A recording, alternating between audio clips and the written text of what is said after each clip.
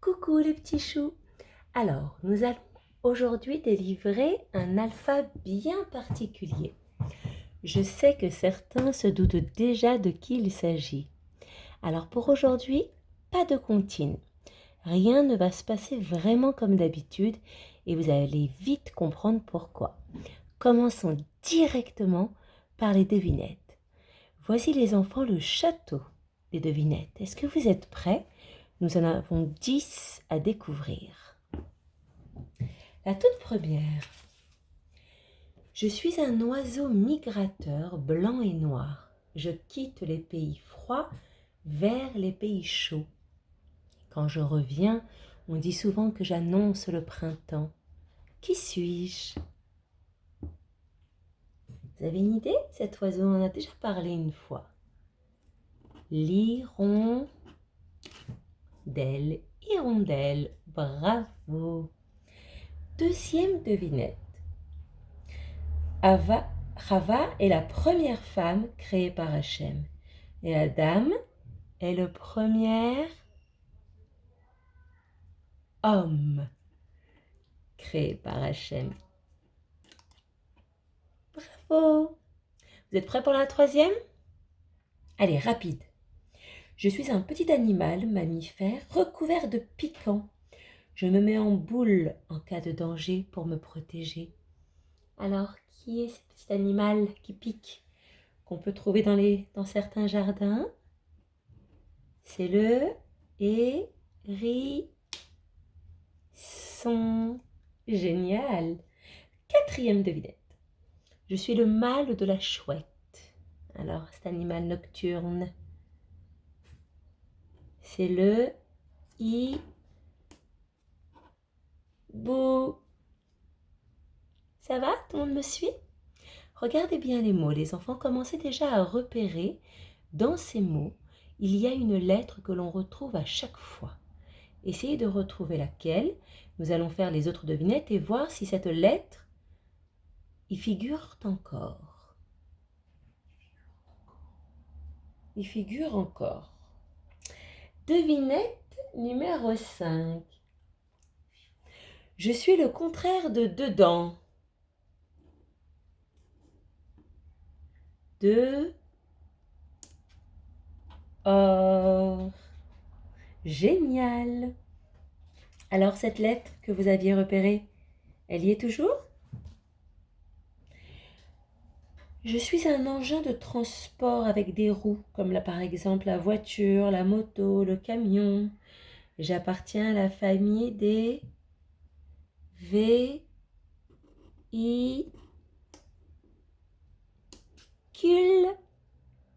Super ceux qui ont trouvé. Septième devinette.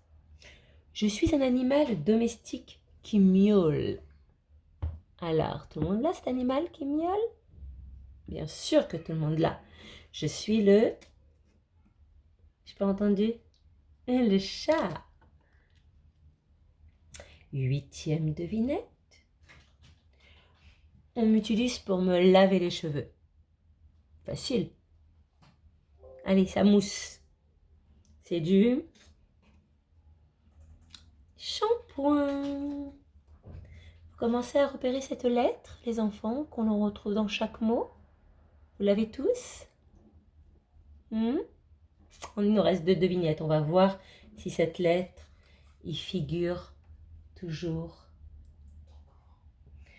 Je suis une tour élevée en bord de mer, munie à son sommet d'un feu qui éclaire et qui guide les bateaux la nuit. Ça, je sais que vous le savez, on en avait déjà parlé il n'y a pas longtemps. Le phare. Et dernière devinette, je suis un groupe de musiciens. Je suis donc un orchestre. Bravo! Alors, est-ce que tout le monde a repéré cette fameuse lettre, ce fameux alpha? Oui? Il s'agit bien évidemment, les enfants, de la hutte, la lettre H. Alors, nous l'avions jamais vraiment libéré, mais nous l'avions déjà rencontré dans certains sons. Vous vous en rappelez? Donc, je vous montre la lettre H en cursive, minuscule, et la jolie cursive majuscule, très majestueuse d'ailleurs.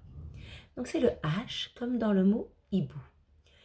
Et le H, les enfants, est une lettre particulière car c'est une lettre qui est muette. Quand on la lit, elle ne se prononce pas. Mais elle possède quand même de nombreux secrets. Et c'est ces secrets que je voudrais que l'on découvre aujourd'hui. On en connaît déjà quelques-uns et on va découvrir les autres. Vous êtes prêts?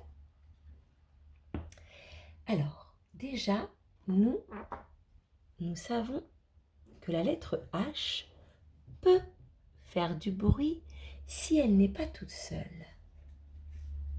Refaisons le point sur cela. Alors voici une feuille sur laquelle j'ai écrit beaucoup de choses, mais nous allons en parler ensemble. Il s'agit en fait des valeurs de la lettre H. Alors, nous les enfants, ce que nous savons déjà est écrit ici.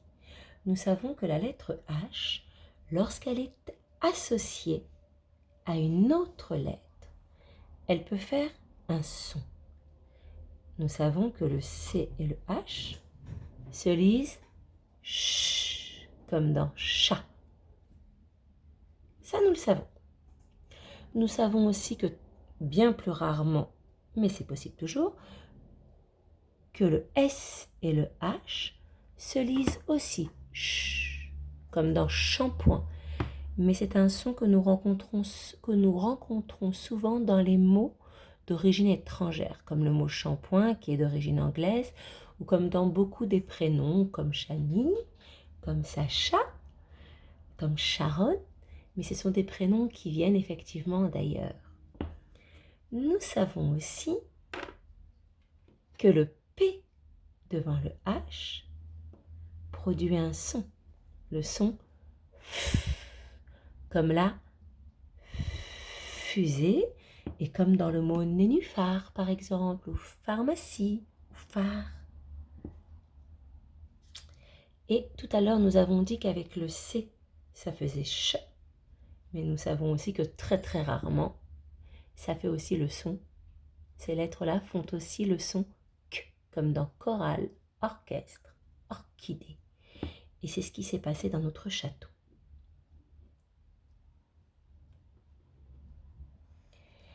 Maintenant, reprenons le château quelques instants pour découvrir les autres valeurs de la lettre H. Donc, regardez dans notre château, les enfants. Effectivement, on voit la lettre H dans chacun des 10 mots qui y figurent. Ici, dans le mot orchestre, le H est précédé par le C, ça fait le son Q. Dans le mot phare, il est précédé par le P, il fait le son F, phare. Ici, le H est précédé par la lettre S, ça fait le son ch, shampoing. Et ici, par la lettre C, ça fait aussi le son ch, chat. C'est pour ça qu'ils sont dans la même tour. Regardons les mots là-haut.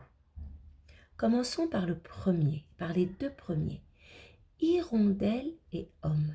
Le H est complètement muet, il ne fait pas de bruit et il est situé en début de mot. Sachez que quand il est situé comme ça en début de mot, il est toujours suivi par une voyelle, les enfants. Il ne sera jamais suivi par une consonne. D'accord? Le H n'est jamais suivi par une consonne, toujours par une voyelle. Ce H en début de mot, les enfants, on dit qu'il est muet. Les hirondelles, les hommes. On fera la liaison. D'accord? Maintenant, regardons les mots hérisson et hibou. C'est un petit peu comme hirondelle et homme. C'est au début du mot. Mais il y a une petite différence qui ne se voit pas, mais qui s'entend. Tout à l'heure, je vous ai dit que le H ici était muet et que nous pouvions faire la liaison, dire les hirondelles, les hommes. mais nous ne pouvons pas dire les hiboux et les hérissons. Tout simplement parce que ce H est aspiré. Quand le H est aspiré, c'est-à-dire qu'il compte comme une vraie consonne, certes muette, mais importante, qui est là comme un mur et qui empêche de faire la liaison. Et qui empêche même de faire aussi ce qu'on appelle l'élision. L'élision, vous voyez les enfants, c'est quand je peux mettre le L apostrophe. Je peux dire l'hirondelle, l'homme. Mais je ne peux pas dire l'hibou ou l'hérisson. Je dis le hibou, le hérisson. Donc, je ne peux pas faire la liaison aussi lorsque le H est aspiré. Je dis les hiboux, les hérissons. Donc, H aspiré, H muet. Continuons sur les deux mots suivants. Dehors, véhicule. Le H ne fait pas de bruit, il est aussi muet ici. Mais est-ce qu'il est en début de mot? Eh bien non, il est au milieu d'un mot et il a un rôle particulier. Il est situé entre deux voyelles et il sert à séparer ces deux voyelles. De, or. Le H sépare le E du O. Véhicule, le H sépare le E du I. D'accord? Donc il a aussi un rôle. Donc ce qui est muet a aussi une valeur, les enfants.